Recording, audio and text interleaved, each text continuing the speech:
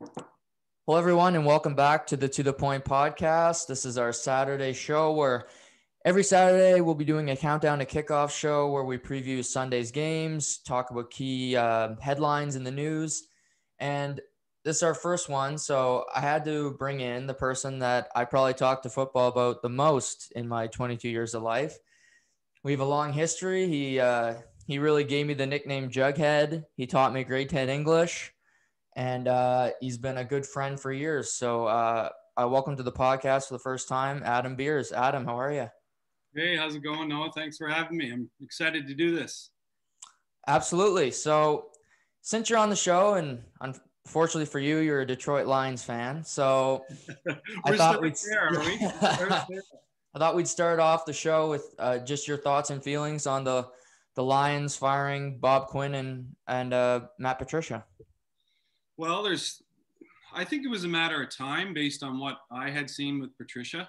The initial hiring I was excited about, coming over from the Pats, defensive coordinator. I thought, you know what, he's going to bring some of that Belichick, experience and knowledge and insight. But really, Patricia didn't pan out. It was completely, to me, it's almost as though he tried too hard to be New England. And I think as a team or an organization, I was hopeful that the Lions would have their own identity. But right from the get-go, from training camp, we're going to do it the Patriot way. And that's something that really bothered me. I didn't want them to be, I don't want them to be the Patriots. I want them to be the Lions and figure out their own identity. And I think I think as soon as Patricia stated that publicly and he started bringing players from the Pats, I think really his head was on the block, really. Yeah, well, I agree. And they signed 8 expatriates in the offseason. Like, it was so obvious because Bob Quinn, the GM, used to work for New England as well. So they basically had the New England think tank, but in Detroit. And Patricia, he rubbed me the wrong way from the get-go because he's dressed so, he's got the hoodie like Belichick, and I'm fine with people that wear that because it's your fashion sense. But when he called out media members for being unprofessional and things, I found that so counterproductive. Like, what did that do for you? Like, you're losing. Like, don't piss them off. And I mean, I'm a firm believer in, like, you dress for success too. Right. And I think there's that element of kind of coming to work in a professional attire. Mm-hmm. And I mean, I understand it. You're on the sidelines. It's winter. It's like, you can't be in a suit and tie out there like a NHL coach. But I don't know. I think there's those preconceived notions. You walk into the locker room and you look sloppy, like you just got out of bed. Yeah. These athletes, they can easily get distracted. And if the coach isn't professional, I think that sets a really bad tone. But you mentioned about the number of Patriots that they had. Like, okay, I can see one or two guys that Patricia liked in New England and said, look, I see a fit on our organization here. But to bring in, like, the entire squad, like a third of the team from New England, like, first of all, Patricia, you don't have Tom Brady throwing the ball to you, and you don't have Bill Belichick coaching. Mm-hmm. So, yeah, they might have looked good under the New England scheme, and Daniels gave with the offense, but he's not Bill Belichick. So that really disappointed me. I'm glad he's fired. And really, Caldwell had a pretty good record prior to his firing. He made the playoffs twice. In 4 years, and the Lions never make the playoffs. They were 11-5, I think. Yeah. In 2015, they were 9-7, 9-7, and 7-9. Which in the NFL, if you get 9 wins, it's a good season. I have no problem with that. Like, especially in their division. Right. They're in arguably the tough. I'd say that and the NFC West are the 2 toughest divisions in football. But for them, you got Aaron Rodgers every year. You got, the Vikings have been a consistent team for 5+ years now. And the Bears are never terrible, but they're never great. They're always just there. Right. Yeah. So, for them to get 9 wins in that division is a good feat. Well, to me, when they fired Caldwell, I don't know if they panicked because Patricia came on the market. And sometimes that happens in football. He's the next big thing. And they kind of cut off their nose to spite their face. But to me, like, I heard Caldwell's possibly in the running for the position again. Have you heard that at all? I read that. That would be something if he could swallow his own pride and go back. I don't know. I don't know, Adam, if I would. Just myself as a person. Like, I don't know if I would do that because, I mean, coaches have done it. Like, if you look at the old Yankees teams, Ricky Martin, the Seinfeld joke where George Steinbrenner is going on. I've had a lot of good managers. Ricky Martin. Billy Martin. Wasn't it Billy Martin? Whatever it is. Ricky Martin singing "Shake Your Bon Bon." Yeah, whatever. They had about the same amount of success. Yes. One-hit wonders. Yeah. But I don't know. If I was the Lions, I would do my best to get Eric Bieniemy from the Chiefs. Is he the offense or defense? He's the offensive coordinator. Yeah. I'm surprised he didn't get a job last offseason. He's worked with Mahomes. He does more than people like to say because Andy Reid's there and but he's a great offensive mind, and whether they want to move on with Stafford or draft a new quarterback, I think Bieniemy would be a good choice. See, I don't know a lot about him, but I know, to me as a fan, and again, speaking as a Lions fan, I like the name recognition a little bit. I don't know a lot about him.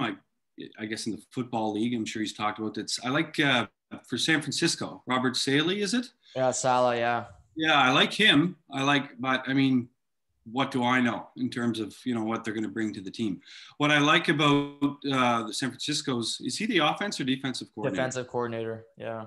Like, he's got the persona. He's got to me, he brings that toughness. You know what I mean? You look on you watch him as a head coach, if he was, he's kind of like the face of the franchise, and not obviously, but he's somebody that could inspire, I guess. Like, he's got that grit, I suppose. Well, yeah, you watch San Francisco's sideline, and when they get a third down stop, like, they're going to him.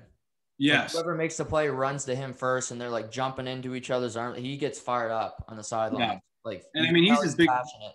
He's as big as the players. Yeah, he's not going to take any crap from the players. No, he's jacked. He's jacked. So yeah, I mean, that's the really only one I've been looking at, really. And I heard Caldwell, but I mean, it would be nice. I don't think Saleh would be a bad hire. I just think they'll probably go offense because they've had two straight defensive head coaches, like defensive minded. That's what they they do. And if they hire Bieniemy, or if they could pull Lincoln Riley from the University of Oklahoma, that would take a lot of money. But I think an offensive minded head coach is probably where they'll want to go. Well, I mean, we have to do something, but I mean, to me, it's that idea of coaches are not. I don't think Detroit's got the players is part of the problem. Like, it doesn't matter who you get, but behind the bench, so to speak. But we're on the sidelines. I don't really like their squad, and again, that's why kind of the GM's gone too. So yeah, should be an interesting year. Get through it, maybe get a top 5 pick, and I guess start from there. But I mean, the clock is ticking on Stafford. Like, I mean, he's been there 12 years, and he hasn't won a division, and he hasn't won a playoff game. Yeah. So something has to give. He's won probably 4 or 5 fantasy leagues because people like to tell me that, but that means about as much as me as the Ricky Martin, Billy Martin screw up I made earlier. So. Oh God, yeah. Well, anyways, we'll see. Like, he was there 2.5 seasons. I do think in football, I always go back to the Pittsburgh model where they keep coaches for an extended period to allow them to put a system in place. Right. But to me, I had very little confidence with Patricia from the get-go. He wasn't a guy that say, okay, he's not like a Harbaugh. Give him time. He'll get this organization straight in a couple of years. Like, to me, Patricia was kind of flying off the cuff. Like, didn't have maybe the players' respect. And he seemed really almost as disorganized as Gase for the Jets. I mean, like, you can't have that. These guys are too strong and too smart to be toyed around with the coach, really. Right. So moving on to a good team. We saw last weekend the Chiefs beat the Bucks. In your mind, watching so far through 12 weeks, are the Chiefs the best team in the NFL? I would say no question. I would say they're almost in a league of their own. They're just so consistent. They're good on the road. They have everything, the total package. I think they're basically the Super Bowl favorite, no question. But there's got to be a chink in the armor, but I have yet to see it. I don't know what it is. They're well coached. They can throw, they can run, they're explosive. I don't know. But to me, Tampa Bay is not necessarily the hardest test in the league either. No. I agree they're the favorite, but I think they can be had. I've seen a couple games this year where I'm just like, what happened? Like they lost to Vegas and they played Vegas again and almost lost. Like that last drive. They played Denver and it was snowy, but Patrick Mahomes didn't throw a touchdown. They had like 8 field goals in that game. And I just find they're explosive, but they worry me. Like they played great against Tampa Bay in the first half, but that second half, they were non-existent, like the whole offense. And they really probably should have lost that game to Tampa the way it was going. Like if they didn't have Mahomes at quarterback, they would have lost. I think they would have lost that game. Well, watching that game early, I was like, oh, this is a blowout. Like, yeah, like a Bush League team. But do you think it was Brady figured it out? Is that like at the half, they went back in and Brady said, okay, like, was that a coaching move, do you think? Or was that more of Tom Brady saying, okay, I kind of know their scheme. I know what they're doing. Let's try this. I think a mix of everything because Brady, I can't say Brady completely figured them out because he did throw 2 picks in the second half. But I think what they basically did is saying we can beat their corners. We're just going to throw it over the top because he threw that beautiful pass to Evans for that touchdown. Then he threw another one to Evans late. But Tom Brady is not going to get too confused by a defense. I mean, he's seen it all. Right. So I think eventually you have talent against talent, and the Chiefs defense is good but not great. So they bended but didn't break. To their credit, they won the game. Right. And I would almost say they kind of thought they had it in the bag after the first half. I agree completely. I think they put it on cruise control. Yeah. And they were like, okay, we'll win. And they're like, okay, we won by 3, whatever. But that concerns me a little bit because the great teams stomp on your throat when you're about to die. They don't let you, have one last breath and maybe you can turn it around. They put you to sleep. It reminds me that like what you're talking about is the old Oilers teams with Gretzky and Messi and all those guys that would they'd be down 5 and go into the third and then say, okay, well, let's win the game. You know what I mean? They were so talented that they really didn't feel threatened, even if they were down 2 goals, 3 goals. Mm-hmm. To me, that's how I feel with when you give Mahomes the ball, literally, it's anything is possible. And he's becoming the type of player that you expect it now. Like you're like, oh, they need 7 yards here. Oh, for sure. Mahomes is either going to run it or throw it or, it's incredible. We're lucky to watch him. I really think he's box office. Like he's so fun to watch. And Tyreek Hill's a lot of fun to watch too. Oh, he had so many points for FanDuel. Yeah. Unbelievable. Like he had 203 receiving yards in a quarter. Yeah. Was that a record? It was pretty close. It was like 209 was the record. That's insane. Yeah. But they have Holmes was the best quarterback in the league. I don't think you'll disagree with that. No question. I think Kelsey's the best tight end. Yeah. And Hill's right there for receivers. Yeah, Hill's there. And they got a good run game. They have a good O-line too. Yeah. But if you have a team that you think could beat them. What do I have right now? Just a second. Yeah. Sorry, buddy. No problem. Team that can beat them. I got 3. I wrote 3 down after thinking they're all from the AFC. I got no challenges from the NFC.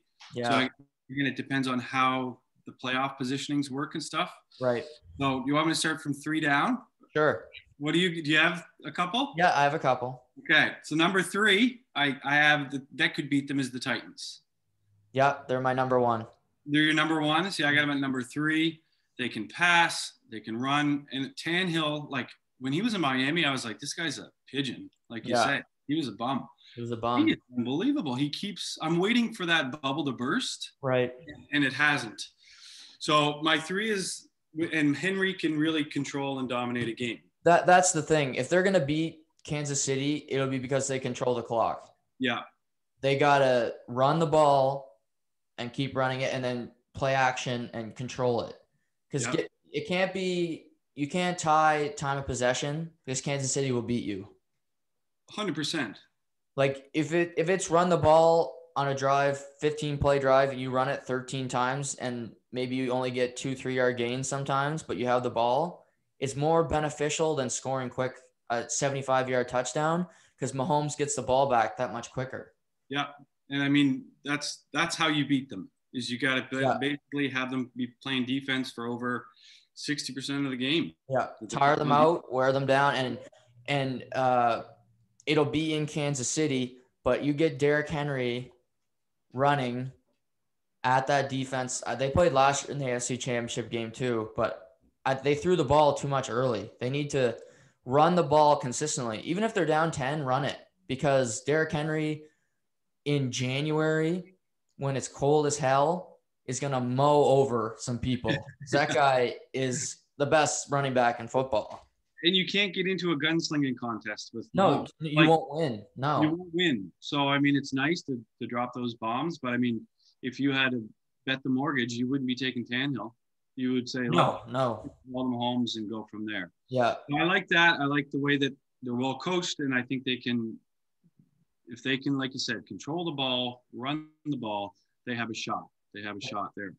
Do you have a number 1, 2, or 3, or what do you got? Yeah. 3, I have the Cleveland Browns. Wow. Yeah. Wow. For similar things, they played this weekend, which we'll talk about, but Cleveland and Tennessee are very similar. Baker Mayfield didn't throw an interception in November. There's only 2 quarterbacks that did that, him and Deshaun Watson. That's pretty impressive to me. Yeah. He's a game manager now. He was the first overall pick, but they're not asking him to do more than he has to, which is fine. They're winning. They're 8-3. So you can't fault them for that. They have Nick Chubb and Kareem Hunt, who are both in the top 10 in rushing. They run the ball close to over 30 times a game, again, controlling the clock. And they have Myles Garrett, who, other than Aaron Donald, is probably the best pass rusher in the NFL. So I think they could get to Mahomes effectively. And if they can control the clock, try to find a turnover here or there. Hopefully, all these teams got to hope the Chiefs make a mistake. Right. Or bring their CB game. Because that's how Vegas beat them. Yeah. The Chiefs still almost won. So I think Cleveland, for similar reasons, could give them a run for their money. See, that's a good point too. One thing about Kansas City that doesn't bother me, I like them, but all they need is 7 minutes, and they can like the 20-point lead is evaporated. That's the danger with them is you can grind them all game, but if you have a 3-minute, 4-minute lapse, I mean, they're back in the game and they're leading by 3. Yeah, they did it to Houston and Tennessee. Yeah. Last year in the playoffs. Yeah, they don't need a lot of time, so it's got to be a full game effort. Yeah. So I'll go into Cleveland maybe later on. Okay. Because I might protest the Cleveland. Right. Cases. My number 2 is the Bills. Yep, they're my number 2 as well. Are they? Yeah. Okay. So what are you liking about the Bills? I think the Bills could go head-to-head with the Chiefs in a shootout and win. Josh Allen's a damn good quarterback. He had a lot of people that were questioning him when he came in, but he's been balling this year. Like he's got Cole Beasley, who's been great for him. He's a good security valve. They got John Brown. Stephon Diggs was a great trade from Minnesota. He's second in the league in receiving yards. What did they get for him? Was it a first or second? It was a second. Wow, that's a good deal. Yeah. And they got a good defense too. They got one of the best corners in Tre'Davious White. They're well coached. That's another. Sean McDermott knows what he's doing up there. They got a good program. I think they could win, 41-38 against the Chiefs. I think they're one of maybe the only team in the NFL that could beat them in a shootout. Yeah. In a one game, the NFL's different because it's not a series. Right. You have one game to come up with a game plan to beat that team. And I think the Bills could do it. Another thing too is I like they're a cold weather team. So you know Yes. what I mean? You get Tennessee coming into Kansas City. Okay, that's a different climate. Yeah. But you get Buffalo. They're used to it. It's colder there than Yeah. anywhere. So that Yeah. also plays well, to kind of even the matchup. But yeah, everything you say, I agree. The Bills they're fun to watch. Yeah, they are. Extremely fun to watch, and the Diggs trade has really kind of solidified them. And yeah, I would say that would be a really entertaining matchup. Yeah, and both teams do a lot of good things creatively. Like they'll run trick plays, they'll do different things. Like last week, Cole Beasley threw a touchdown pass, like a wide receiver. And they do that on Kansas City too. Like they're creative people. So to beat a good offensive team, you have to be good offensively, and the Bills certainly have that in spades. I think so too. I think that would be must-watch television to me. Yeah, that would be a great AFC Championship game. It'd be awesome. Yeah. What about who's your number one? My number one was Tennessee. Okay. So I had Tennessee, Buffalo, and Cleveland. Okay, I got the Steelers in there. Yeah. My number. You're not convinced? Not at all. No. Listen, I was one that I was like, I have a hard time liking the Steelers. I do respect their franchise and how they run their organization, but they just continually they're so consistent. They can win. You have Big Ben. I find he's looked as good this year as he has in probably the last 2 or 3 years. Agreed. They're a gritty, hard-nosed team. I don't know. I think the Steelers could give them a go. I'm not saying that they're the better team, but when you walk in, if they have continue their run, if they're, at 14-2, they're walking into the playoffs with some swagger. And if I'm not mistaken, would they have home field advantage? They have home field if it ended today. So, that's if the crowd was back, that would that's big. Even if it isn't, because there's this year, for the people that don't know, there's 7 playoff teams and not 6. There's usually 6 in a conventional year, and the first 2 seeds in each conference get a bye during wild card weekend. But this year there are 7 playoff teams, so only the team that finishes first in the AFC and NFC get a bye. The team that finishes second has to play a wild card game. So the Chiefs in this scenario would have to play an extra game that the Steelers wouldn't. And that you have to consider that. That helps a ton, especially for the Steelers, because Ben's an older quarterback. They've gotten screwed a couple times this year with COVID and all that, bullshit.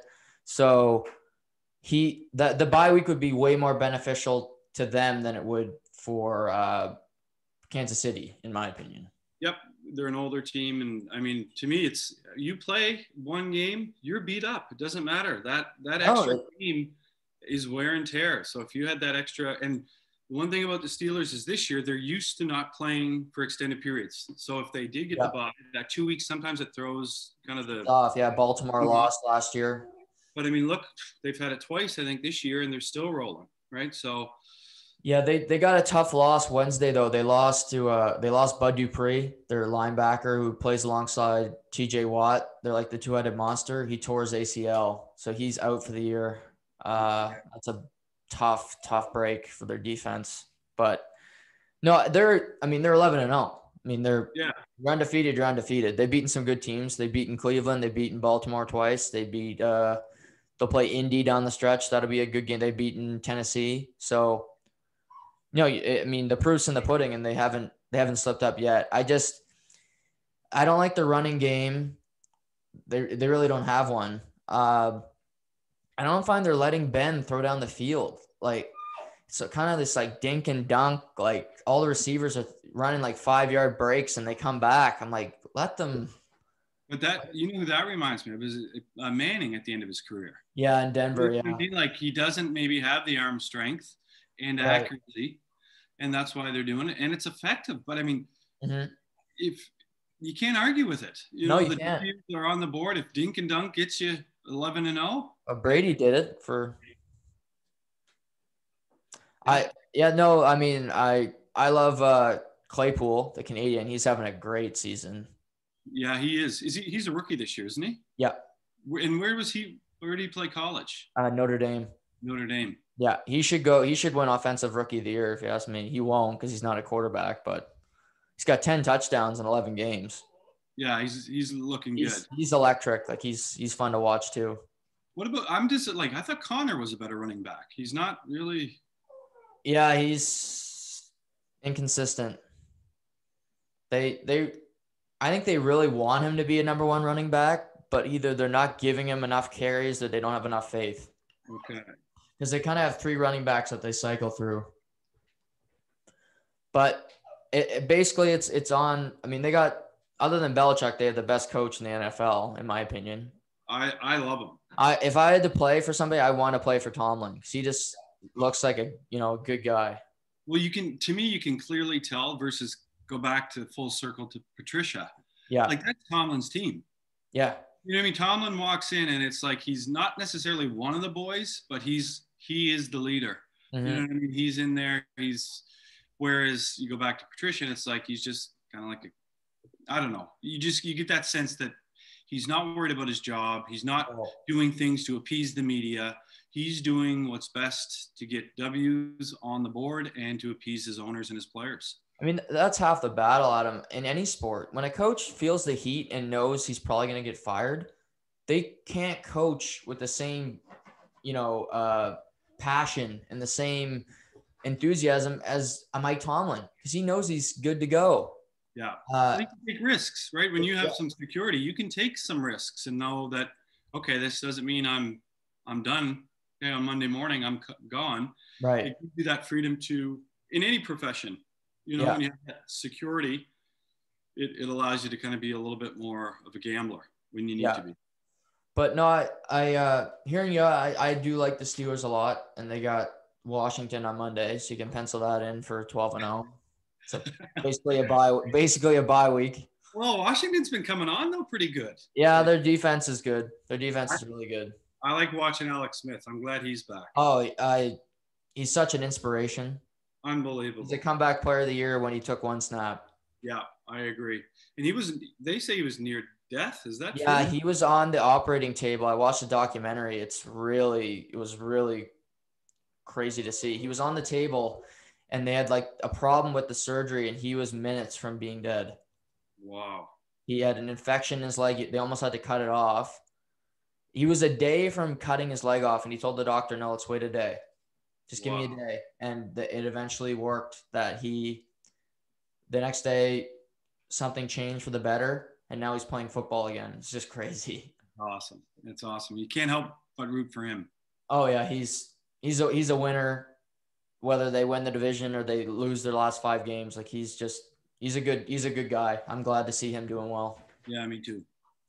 So talking about 2 teams, I mean, I think this is the game of the weekend, Tennessee and Cleveland. 2 8-3 teams, both coming off wins. Cleveland beat Jacksonville. Tennessee beat down their division rival, the Colts. Who do you got in this game? Well, to me, this is a game that looks good on paper. Mm-hmm. But to me, I see this as a blowout. I'm not sold on Cleveland at all. Mm-hmm. I think they have 1 win over a team that's playing over 500 with a winning record. Only against Indy. Only against Indy. And I mean, the strength of Cleveland to me is the run game, right? And they've met with success because they shifted to the run. Yeah. But you look across the field and you got Henry coming at you. So, I mean, if usually when Cleveland goes into a game, they have an advantage on the run, in the run game. Yeah. That advantage is scratched. And then to me, it's Tannehill versus Baker. And I mean, to me, I'm not a big Baker fan. I wish I liked the Browns. I always have, mm-hmm. but I wish I could be, but I think it's going to be a blowout. Yeah. I think it'll be tight. I think if this is such a huge game for Cleveland, because I agree, I can run through their wins for it. They've beaten the Jags, Cincinnati twice, real impressive. Washington football team, Dallas, Indy, that's a good win. Yeah. Houston, and the Eagles. So there's nothing there that other than the Indy win, there's nothing to really brag home about. But they are 8-3. You can only beat who's on your schedule.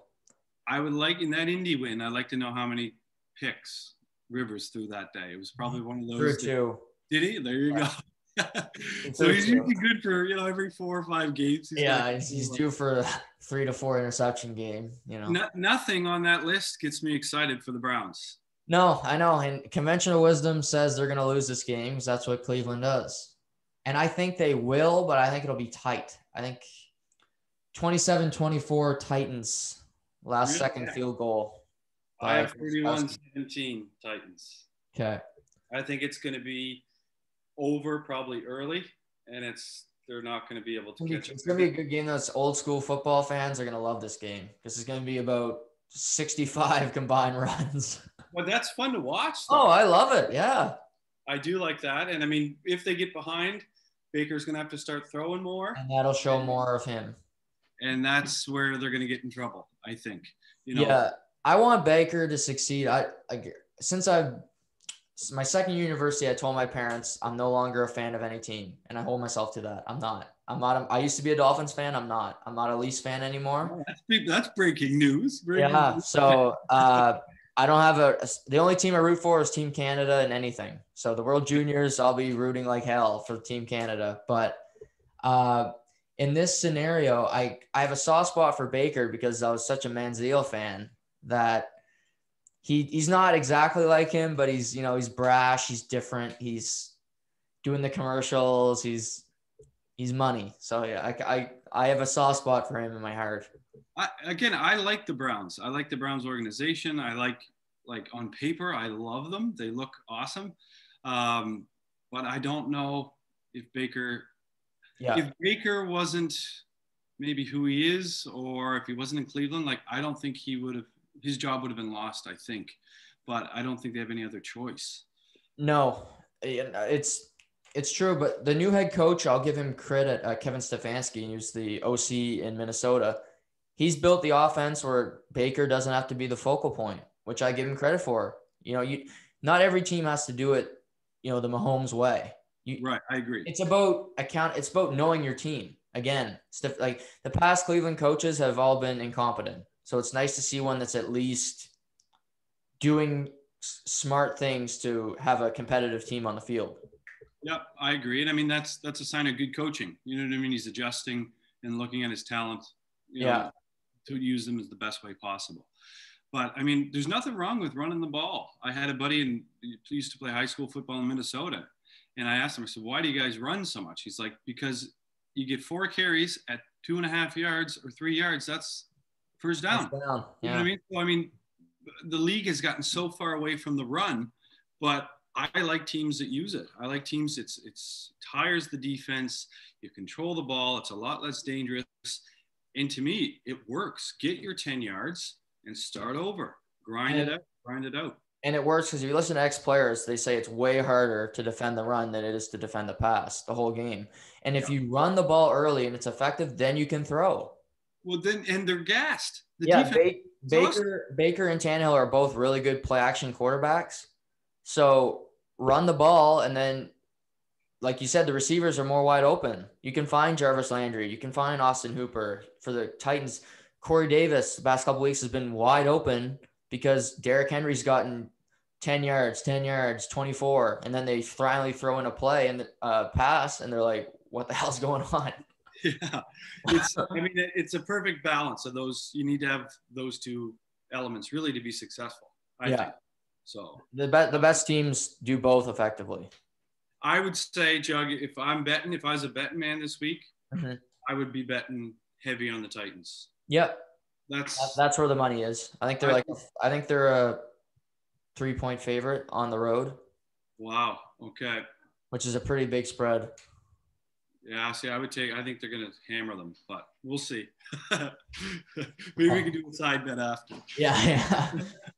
So a 5:00 game, really America's game of the week, but I don't know, the stupid slogans they use on Fox.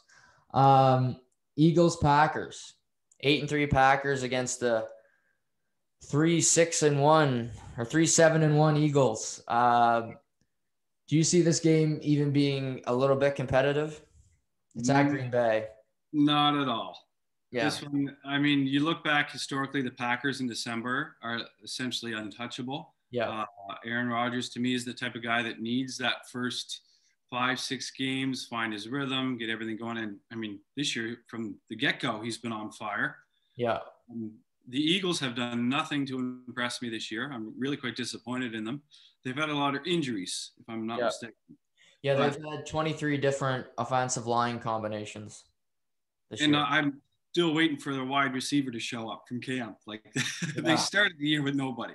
So to me, I think this is going to be, again, it's going to be another blowout. The Packers average about 31 points a game. I think Philly's struggling to get 20. So, and it's in Lambeau. Again, both cold weather teams, but I don't give much chance to Philly in this one at all. No, they got to hope Rodgers just kind of falls asleep like he has like that game he did against Indy, where they had a great first half and the rest of the game he just didn't do anything. But no, I think they'll torch them. I agree. Like Devontae Adams will have 150 yards receiving. He'll have a good fantasy day, so take him. But the Eagles are so perplexing because they're blaming Carson Wentz. And don't get me wrong, he's having a terrible season, but it's not all on him. Like, he's had 23 different offensive line combinations. His coach refuses to run the ball for some reason. I don't understand why. If you have a quarterback you don't trust, well, run the ball some more. We were just talking about Tennessee and Cleveland. Like, make smarter decisions. Doug Peterson, Dougie P, as people like to call him. He hasn't had Deshaun Jackson all year. No Zach Ertz, his favorite target.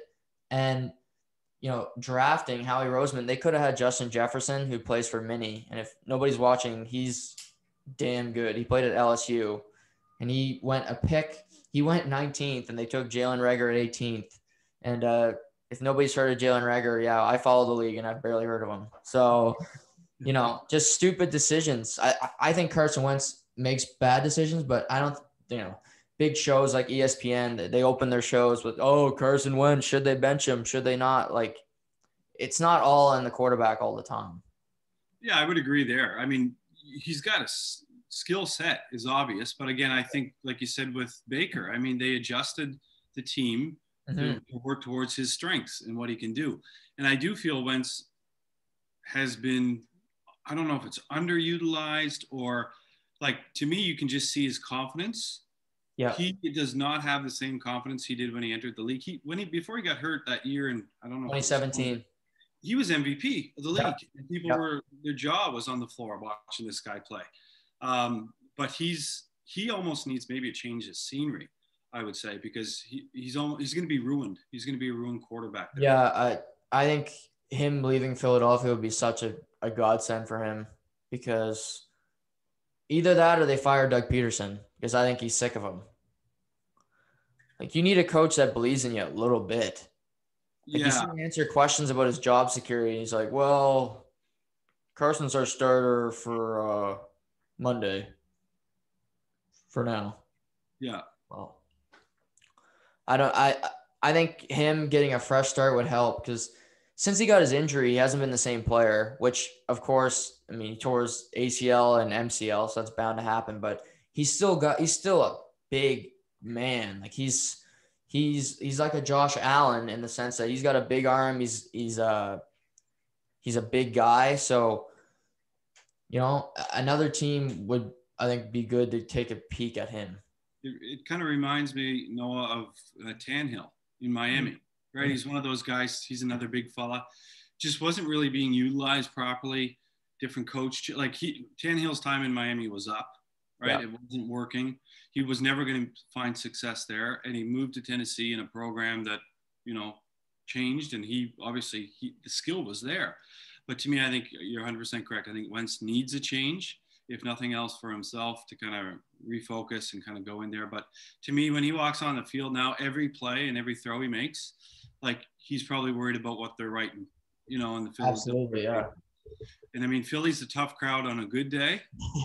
I mean, they throw batteries at Santa Claus. So, I mean, it's pretty crazy. So, yeah, I would say it's time for Wentz. I don't think they'll meet with success there, but aren't they the division leaders is the most ironic part? No, the Giants are. By a game? Is it a win? Yeah, the Giants and Washington football team are both 4-7. Wow. But the Giants have beaten Washington twice. So they're first. But Daniel Jones is hurt, and I think he's out this weekend. So Colt McCoy is getting the start. Colt McCoy. Wow, he's been around forever. Yeah. Still collecting checks. Where's Glennon when you need him? Well, he's starting for Jacksonville. I heard that. She had a pretty good game. Yeah, well, he did good, just enough for Jacksonville. You know, play well but lose. Yes, exactly. So we can replace you. They have the second pick right now if the season ended, so they got to hope they continue to lose. Well, I don't see any hope in their future. No. So earlier you said that the biggest threats to Kansas City, you had them all in the AFC, which I agree with for the most part. But who's the best team in the NFC for you right now?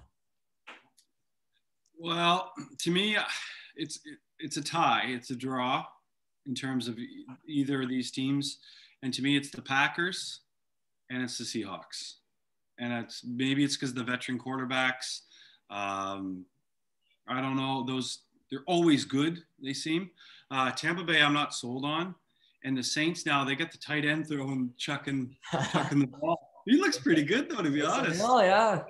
Holy smokes. So I would say that one team that I think will be good in the future, I don't know if they're ready for that, is Arizona. In terms of fun team to watch, two teams I love watching this year. Arizona, obviously, is in Murray. Yeah. And I have really enjoyed watching the Chargers with Herbert. Yeah, Herbert. He's a stud. Yeah, he's a good freaking quarterback. Unbelievable. So the last 2 or 3 weeks I've actually been watching a lot of the Chargers. Just I like that Allen to Herbert combination. Yeah. I mean, what a pick. Was he first overall, Herbert? No, he went 6th. Since he took Joe Burrow, which was a good pick. And then the next quarterback taken was Tua at 5 by the Dolphins. And then the Chargers took Herbert. See, I think in 5 years, I think that might be the best pick, in my opinion, from what I've seen. Well, yeah, I mean, Tua, I haven't seen enough to really give him a grade, but he's hurt already again for Miami. And Burrow, I mean, he just tore his ACL, MCL, and LCL. So that's a tough start to a career. And he's in Cincinnati where they don't spend any money to protect their quarterback. So I watched a lot of Herbert at Oregon because I love college football. That's what I'll be doing today for about 8 hours. But I didn't see this. He didn't look like this player. I'll tell you that. He's got some confidence since he came in. Yeah. Unbelievable. To me, I don't know who he reminds me of, but he's got no fear. No. And goes into tight coverage. And I mean, when you got Keenan Allen catching the ball, you can do that because he's going to get it. But I mean, he's fun to watch. He's worth clicking on and watching for 20 minutes and just watch that kid throw the ball. He's amazing. Kind of reminds me a bit of Kurt Warner.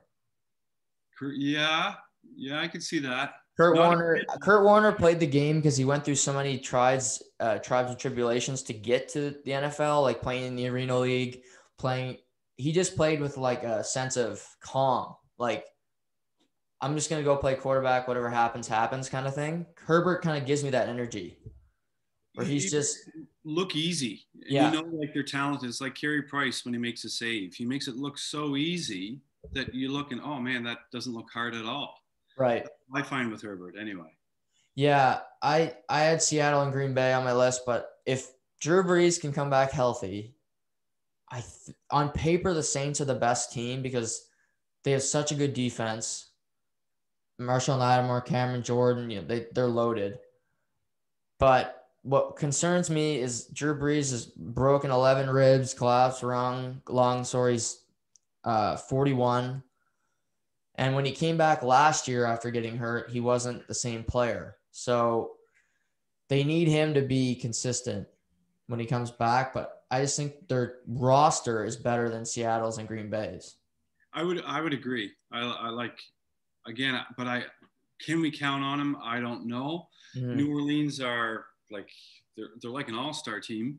And if Brees is throwing, they can beat anybody. They can beat Kansas City. But I mean, Brees is kind of getting long in the tooth. But I mean, look at Tom Brady. He seems to be timeless. So yeah, I think they're definitely a threat. I just didn't consider them because with the injury and Right. when they'll be back or what have you. I don't think they're going to beat KC with the tight end. No. No, I don't think they'll beat Seattle or Green Bay with Taysom Hill at quarterback. But I know he's fun to watch. When he Oh gets the yeah, ball, like he runs like he's a running back. He just plows through people. Like he's a big boy. he was a tight end before, wasn't he? No, he's a quarterback. But wasn't he? Was He he? played quarterback at BYU. Yeah, and he went Okay. undrafted, and the Saints took him. And Sean Payton, being the genius that he is, said, "You could play wide receiver. You could do this." But he promised them, I guess, last year they signed him to a 2-year, $16 million extension. And he Okay. promised him if Drew Brees got hurt that he would give him a look at quarterback. And that's why Winston's not starting. So Okay. Well, Winston's good for 4 or 5 picks, so I mean, yeah, but that's got to hurt his confidence. Like at least Winston, like he can play the position. You know what I mean? Like when it started, like Hales looked decent in 2 starts, but Winston, he won the Heisman Trophy. no, I know. But in a sense, you don't get 4 or 5 cracks at it. You get your 1 or 2 shots. Yeah. And you gotta make it. But to me, Winston, they're winning with him. They're winning with Taysom Hill. So I mean, No, you're not going to change now. Yeah, keep it rolling. I think they'll lose this weekend, but Who they playing this weekend? Atlanta. Oh yeah, Atlanta's coming on too. Yeah. Yeah, that's it. Now to me, that's a good one. That's a hard game to call. Yeah, that'll be a close one. But Atlanta, but every time you expect Atlanta to do something competent, they do the opposite too. So 100%, like Houston. And every time I pick Houston to win, they lose. Every time I pick them to lose, they win. yeah. Did you pick them to beat the Lions on Thanksgiving? I guess I went with the Lions. I figured it's hard being a Lions fan. I'm telling you, I need some anger management courses. Like it ruins my day. It ruins my Sunday. Yeah. You come in, you turn the game on. It's 2:15. Kickoff's just underway. 14-0. The Lions are down. It's just like, oh god, I go back out to the wood pile. So, how about your biggest disappointment team or player this year? I would say our team's going to be the same. I would say maybe even our player. My team and player are the same in the same location. It's Dallas Cowboys, no question. And my biggest disappointment is Ezekiel Elliott. Yeah. He looks like he's 200 pounds overweight. He's fumbling the ball. Yeah. He's checked out like completely. So to me, Dallas, I went into the season, again, listening to the experts, and I really thought Dallas had a good chance of, doing some damage this year. I didn't think they were maybe a Super Bowl contender, but you looked at Dak, you look at Amari Cooper, you look at last year, how they were playing, they seemed to get it together. And when they got that win, I think it was maybe week 2 or week 3. Yeah, when they beat Atlanta. Where they beat Atlanta at the last minute. The onside kick. I said, okay, they had a crappy start. Here we go. It's going to click. They're going to make the playoffs. This is where they turn it around. And then they come back the next week. And I mean, it looked like high school football. It was pathetic. So Dallas Cowboys, huge disappointment based on the expectations, the talent, the salaries. And I would say my biggest disappointment is Ezekiel Elliott. This guy's supposed to be one of the best. And to me, he looks way out of he's too heavy. Yeah. He's way too heavy. So for me, my biggest disappointment, I've been piling on this team this week, but I'll say them again. The Baltimore Ravens. They went 14-2 last year. Lamar Jackson won the MVP. John Harbaugh, genius coach. Now they're 6-5, and I don't know if they're going to make the playoffs. Right now, they wouldn't make it. If the playoffs started today, they wouldn't be there. Miami makes it over them, Indy makes it over them, and Cleveland. And they got an easier schedule down the stretch, but I think Miami could make it over them. I think all the teams that are there, I think, can make the playoffs with the remaining records over Baltimore. And even if they do make the playoffs, I don't think they're going to win anything. Like their offense hasn't looked good all year. Their defense is okay. And Lamar, it just doesn't look like their offense is doing enough to help him.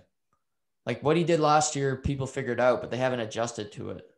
So Baltimore, I think a lot of people had them as like a Super Bowl contender before the season. And if they could possibly miss the playoffs, that's a big, big disappointment. Now, would you say that it's based on to this point in the season? Because I think Baltimore's going to make the playoffs. I think they can leapfrog Miami with Fitzy at the helm. Like they don't seem like a threat. I think Cleveland can still go the other way. That's a spot that I think's open. Indy, I They like play it. each other again, so that'll be a big game. That'll be a big game. I think Indy's, they're a good team, but I mean, I think they're a playoff team. I don't think they're really a second round threat. But to me, Baltimore, yeah, I was disappointed too. And I see, correct me if I'm wrong, but I find it's the same with Watson in Houston. They've seemed to figure him out. Gets the big contract and this kind of run and gun. For some reason, they're not, I don't know if it's Lamar or how they play him, but that's a team that I'm not confident in. But to me, that's a team that's so good that should be in the playoffs that I think will get there. They're talented enough that they'll get there. Yeah, I don't know if they will. I kind of hope they won't because I've been down on them the whole year. So Lamar starting? I could be right. Is Lamar starting? I think he'll start. They play Tuesday now because they were supposed to play Thursday, but with the COVID and all that, he'll be eligible to come off to play against America's team Tuesday night. Well, I think there's a W right there. And RG3 had what, quarter? We had a good to see him back on the field for a quarter before he was injured. And then who was the third stringer? Trace McSorley. Oh, yeah, he did okay. He did all right. They need Lamar back. They need him healthy. I don't think they're out yet. I would say if we were, 2 weeks down the road and they were in this position, I might say, okay, it's over. But I think I'm not overly confident in the Dolphins or the Browns or Indy, really. Right. So I think they'll be in the playoffs, and I think if they get in, I wouldn't want to play them. You just got to get in. You just got to get to the dance. Yeah. No, it's like any team. Like LA the Kings in 2012, they were the 8th seed, but they got in and they won the cup. So you never know. It's sports. Yep. Especially a one-game playoff. Yeah, exactly. Anything can happen in one game. Anything can happen. So I wouldn't count them out yet. Right. Okay. For my player, my biggest disappointment is Matt Ryan. Atlanta on paper is so much better than what they are. And I'm going to pick them to win this weekend, but they're 4-7 right now. They'd have to win every game out to make the playoffs. They'd go 9-7, but they still probably wouldn't make it in the NFC because there's too many teams too good. So it might be his last year in Atlanta. And I like Matt Ryan, but he's kind of like Stafford. He's getting long in the tooth. He's been there a long time. He won an MVP. They made the Super Bowl and choked. But I expected more from him in Atlanta this season, and they didn't deliver. Now, when did they trade Hopkins? Was that before the season started? That was in Houston. Or he went to Houston? No, that was Houston traded Hopkins. Okay, not Atlanta. Okay, yeah. Julio's there. Julio, yeah. Yeah. So, I mean, Matt Ryan, he does remind me of Stafford. He's got unbelievable skills. And one week you watch him and it's like, this guy is like. Oh, that's the thing. Like one week, if he's playing well, he could throw for 500 yards every game because he's got an arm and he's got a track team of receivers. But then the next week he'll throw for 211 and you're like, what the hell just happened? But Atlanta's always been like that. Yeah. Like I find Atlanta's one of those teams, and you go back to that Super Bowl loss, like that was unbelievable. I had a bet with a buddy, and I was texting him. I was like just chirping him. I just started to cry after. Yeah. Kept watching. Here we go. I thought I had it in the bank, but yeah, you always kind of expect more, and maybe I don't know if is that hype about him. Yeah. The prestige without really winning anything, because I find there's a lot of that. Like these guys are so great, and they really, again, kind of like Stafford. I hate to admit it, but yeah, he's good. He looks good on paper. He does the good fantasy points, but really doesn't get it done. But I mean, it's so hard to get it done in that league. There's only one Super Bowl. Yeah. No, it's true. He's had a good career. I think he's another player that could be looking for a change of scenery after the season, and he's still got some juice left in him. Oh, I think so too. Yeah, I don't think he'd be a good fit. I even think you put him in New England. I'm not a big Cam fan, so Yeah. he would look good in New England. Yeah, Belichick would like him, stationary quarterback he's got a bigger arm than Brady, so that would help. What do you think of that? What do you think of New England? For what they have, I think they're having a pretty good season. Okay. Like Cam hasn't thrown the ball well, but if you look at his receivers that he has, his leading receiver is Jacoby Myers, who's a quarterback turned wide receiver. Edelman's been out all year. Their leading tight end has 6 catches. Ryan Izzo. They have nobody of notoriety. Rex Burkhead, James White running the ball. Damian Harris from Alabama's had a good season, but for them to be 5-6 is pretty impressive to me. Yeah, I would agree. I didn't know how or where they would end up this year, but I think that's a respectable record. They could be 500. I mean, if you look at it, they should have beat Buffalo because Cam fumbled. Remember, I don't know if you watched that game. He fumbled with 30 seconds left. They were inside their 5. So presuming they put in a touchdown there, they win. And then they had that goal line stand against Seattle in week 3, but that was pretty close to a win there. So those would be 2 really good wins on the resume. Yeah, that's true. I guess I'm just not used to seeing them with a losing record. That's all. Right. No, I hear you, but they've just been okay. They're 5-6, but I think they can turn it around. Thanks. So to finish off the podcast, I would just go through a couple games and do a little pick 'em. Guys, this is what's going on with the dog? She's chewing. Yeah, for everybody doesn't know, if you hear her in the background, that's the To The Point mascot, Dirk. So yeah, I know, boy name, girl dog, but I had to represent my guy, Dirk Nowitzki. So that was the inspiration for her name. But yeah, when she does have my attention, she doesn't like that. So I think dogs are like wives in that way. Look, no comment. Yeah. Okay. Fair enough. Good on you. So Vegas and Melissa's Jets. Oh, that's an easy one. The only thing is I don't think the Jets are going to go 16-0, but I don't think this is their week. Well, maybe they will, but Las Vegas, I like their team. I love Waller. He's fun to watch. Yeah. Las Vegas. Yeah, and they need to bounce back after losing 43-6 to Atlanta. So yeah, what happened? That was awful. Oof, 5 turnovers. That was just embarrassing. I would have loved to hear Gruden in the room after that one. I had that one on the red zone, just kind of looking at it, and he was fuming. No question. On the sideline, he got two flags for yelling at the refs. Not because you hear me, Gruden. Yeah, knock on wood. Yeah. Saints Falcons. You got the Falcons. I heard that. You said that earlier. Yeah. Is it in Atlanta? In Atlanta. Oh, jumpins. That's a tough one. The way they played last week, yeah, I would take it. It's a pick 'em. I'll put it that way. It's a pick 'em to me, that game. Okay. Colts Texans. Oof, it's another one. Colts defense.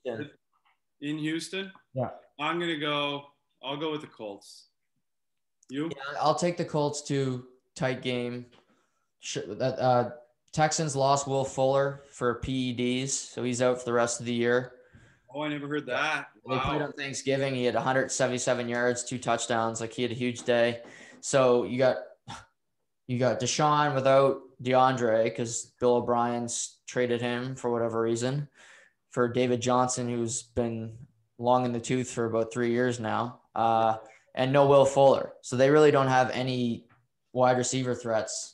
And they released Kenny Stills this week too. So yeah, and Indy's got a good defense. Indy's got a real good defense, and they got kind of embarrassed last week. So I think they'll come out with some fervor. They want to play well. I like that pick. Yep, I would agree. Good 5:00 game. Rams Cardinals. Ooh, that's gonna 7-4, 6-5. Big division potential at stake here. Yeah, that's a tough one for me because I find Goff's having a decent year this year. kind of like how he's playing. Yeah. But I mean, Murray, the coaching with the Rams can shut it down, I think. Yeah. But I mean, Murray's the type of guy that he's kind of like a mini Pat Mahomes. You don't know what he's going to do. So that's a pick 'em too, really. I'll take Arizona by a field goal, though. Yeah. I'll take the Rams by similar margin, 7 or less. They lost a heartbreaker to San Francisco last week that you can't lose that game. But Kyler Murray's had a bum shoulder for a couple weeks, and he hasn't looked like the same player. And I don't know if Larry Fitz is going to play because he had COVID. And they've lost a couple of defensive players. I just think the Rams, they're better. If they had a better quarterback, they'd have a really good record. I think they could be the best team in the NFC if they didn't have Jared Goff at quarterback. But I'll think they'll win this game. They'll be 8-4, and they'll keep it close with Seattle for the division. Nice. And the last one we'll do, Bills 49ers, the second of the Monday night games. There's 2 doubleheader on Monday night this week. Well, 2 weeks ago, I would have said this is an easy pick, but the 49ers are playing well. I still like Buffalo. I just like Allen. I like their team. I think they're a real contender. Yeah. And I think this is a good place for them to show that they are. If they lose this game, to me, it throws into question how good a team they really are. Yeah. So I think Buffalo, these are the games in the past that, they wouldn't win. This is one, if they got to go this week and win it, I'll take Buffalo with, less, field goal or, 7 points. I think it's going to be tight too. Yeah. This is a good platform game for the Bills. Monday night. The 49ers aren't allowed to play in San Francisco anymore because of COVID restrictions.